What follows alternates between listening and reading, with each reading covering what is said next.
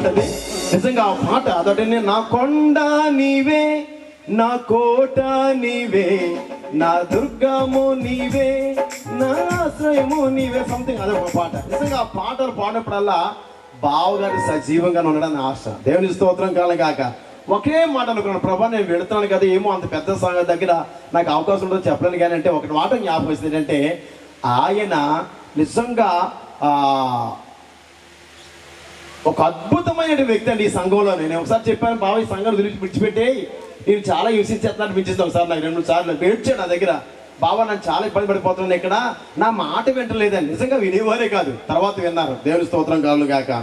వినలేని వారిగానే ఉన్నారు, విన్నారు. తర్వాత ఈ రోజున వారి కుమార్తెను చేర్చుకున్నారు, అల్లుడిని చేర్చుకున్నారు. ఈ రోజున మంచి ప్రోత్సాహం ఇచ్చి ఒక చక్కని మందిరం కట్టడానికి దేవుడు కృప చూపించాడు.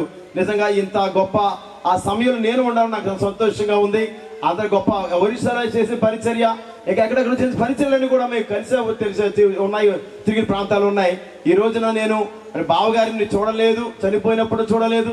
తన అక్క బ్రతుకున్న కాలంలో నేను కూడా రావడానికి కూడా అవకాశం నాకు పడదు. ఎందుకంటే నేను 4-5 రాష్ట్రాల్లో పరిచయం చేయడం చేత నేను రాలేకపోయేవాడిని. ఏదైనా వారు నన్ను క్షమించాలి ఆ బిడ్డ.